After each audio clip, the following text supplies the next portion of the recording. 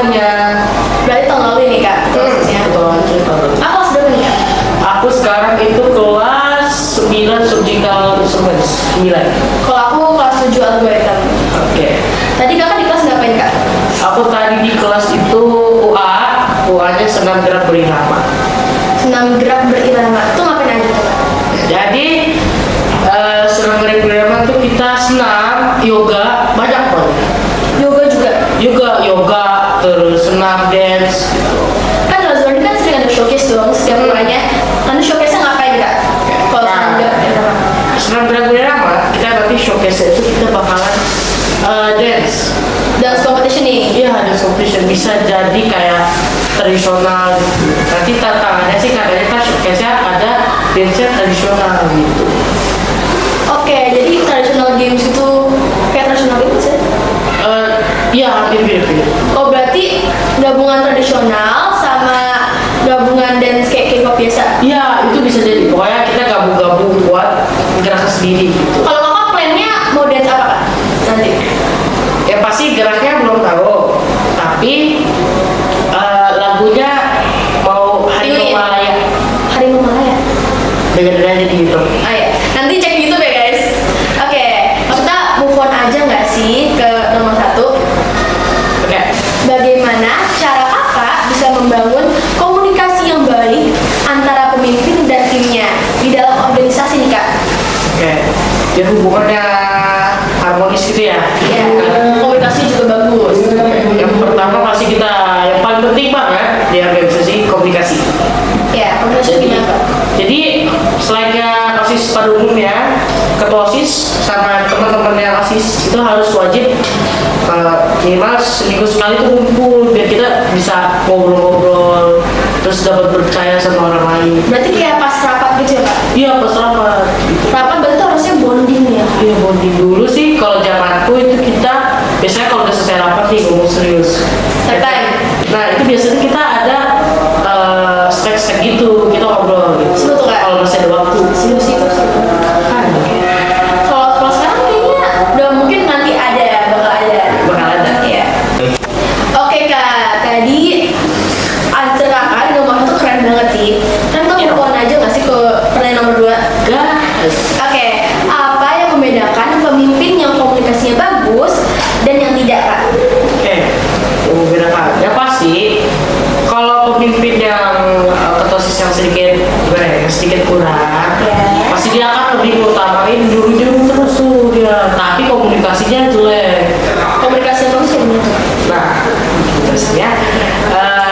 Jadi komunikasi yang bagus, dia percaya sama anggotanya. Terus dia bukan juru-juru. Emang ketosis itu tugasnya kayak juru-juru gitu.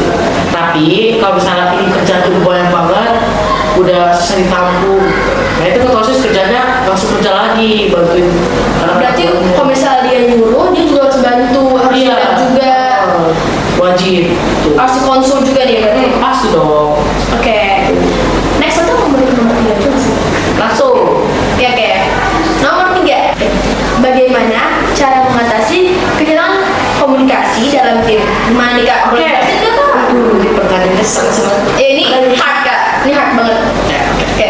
cara mengatasinya yang pasti harus mulai dari yang contoh teladan dulu. Ketosis itu ketosisnya pasti dong. Berarti paling depan dosis nih kak? Harus. Oh, harus. Karena ketosis yang harus benerin. Berarti kakak teladan banget dong kak? Iya, serius aduh teladan banget. Teladan banget keren. Pasti. Kayak tepuk tangan cuman gak pengen tepuk tangan. Kan tepuk tangan cuman ada lagi pegang kertas nih kak. Kayak ini. Enggak, udah pegang kertas. Oke. Ya. Itu tadi Jadi cara membetulkan itu yang pasti ketosisnya harus sadar dulu. Sadar gimana kak? Timnya, aduh, ini kayak kerjaan nggak selesai, ini nggak selesai, itu nggak selesai. Berarti dari awal kakak harus punya target dong kak? Pasti dong, harus wajib. Terus juga membetulkannya juga kita satu kotosis itu nggak boleh ngomong langsung. Misalnya kita ngomong nih satu kotosis, satu OSIS. Nah di satu OSIS itu kita ngobrol masing-masing. Kayak satu sama lain? Iya, satu sama lain. Satu atau satu dua? Jadi ketosisnya ngomong sama masing-masing gitu. Masing-masing divisi. Masing-masing orang. Oh, masing-masing orang. Heeh. Biar connect. Biar connect terus orangnya juga berani ngomong. Kan biasa kalau orang berani gitu, Tapi kalau misalnya itu kan buat pemimpinnya dong. Kalau misalnya buat anggotanya gimana kak cara ngomongnya? kayak buat anggotanya sih harus pahamin dulu apa problem dari timnya itu, komunikasi. Kalau mereka udah nyari komunikasi, pasti mereka juga akan bantu kok. Oke, jadi kita balik lagi nih kak pertanyaan.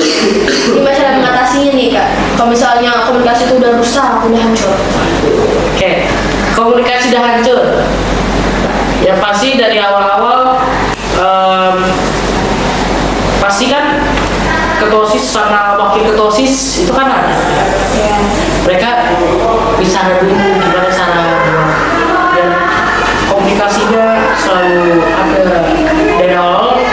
Ketua sama ketua dulu yang ngobrol segala macam, baru ke ketua divisinya ngobrol satu-satu gitu. Berarti dari wakilnya ketua divisi Bisa anggotanya. Iya. Oke, berarti perlahan ya kak? Iya. Step by step. Step by step. Oke, tipsnya apa nih kak supaya bisa mempengaruhinya? Tipsnya ketua OSISnya pasti harus berani, Ya. harus tegap juga. Oke. Terus Nomor 2. harus percaya sama anggotanya. Oke, berarti harus percaya banget. Harus wajib dong. Percaya sama anggota dan teman-temannya nggak sih? Iya. Iya. Jadi wajib kita harus percaya sama teman-teman, sama tim di organisasi wajib. Karena biar komunikasi kita tuh lancar. Jadi kalau misalnya komunikasinya bagus, terasa juga bagus. Iya pasti. Oke, balik sebaliknya juga nggak sih? Iya. Oke, kita skip aja nggak sih kak? Langsung ke. Oke, nomor 4. Apa peran komunikasi efektif dalam membangun dan mempertahankan kepercayaan dalam kepemimpinan nih kak? Ini susah banget pertanyaan ya. Iya dong, harusnya susah karena kan udah mantan ketua Kritik OSIS. gitu. Aduh. Iya. Oke. Jadi nomor 4 ini yang pertama peran komunikasi kan.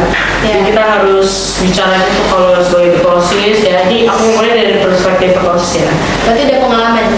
Iya pasti kayak itu kita harus awal-awal kita harus ini tegas. Aku belajar dari pengalamanku karena banyak yang bilang muka aku tuh kayak Tapi kalau tugas takut ditakutin nggak sih? iya justru dulu tahun lalu sebelum ketua OSIS yang dulu kan. Jadi yang dulu itu pas angkatan, aku kan sekarang angkatan 18, berarti dulu tuh angkatan 16. Itu ada 17 nggak sih kak? 17. Itu ada angkatan, jadi ketua OSISnya tuh benar-benar tegas dia. Tapi pas berteman biasa aja. Itu impianku banget dia tuh benar-benar bisa bedain satu sama lain. Berarti kakak mau contohin dia. Iya. Oke. Next kita langsung aja ke pertanyaan nomor 5. Ini pertanyaan terakhir nih kamu bukan. Kayaknya heavy banget kak. Oke. Iya. Nomor 5. Bagaimana cara menilai apakah komunikasi yang dibangun dalam tim sudah efektif atau belum? Ya pasti cara menilainya itu kita harus lihat kerjanya gimana sih, kerja programnya. Oke. Ada yang kurang apa enggak? Kalau misalnya ada yang kurang, baru kita tanya-tanya segala macam. Pasti gitu sih. Menilainya bisa dari itu nggak kak? Ada masalah atau enggaknya? Iya, pasti kan dari program-program misalnya. Ini rusak, gak ada yang ngomong. Itu pasti bahaya dong. Karena kalau misalnya ada program kayak gini nih, pasti kan nggak bisa dalam 1 hari dibeli dong. Iya, makanya tuh. Terus, Tapi kak sayangnya kalau aku apa? Sorry kak. Sayangnya nih kak, walaupun aku enjoy banget ngobrol sama kakak, cuman waktu udah mau habis. Jadi kita end dulu nggak sih kak? Oke. kita harus Oke, beneran guys kita ngomongnya asal. Oke. Wassalamualaikum warahmatullahi wabarakatuh. See you semua di podcast Inspire.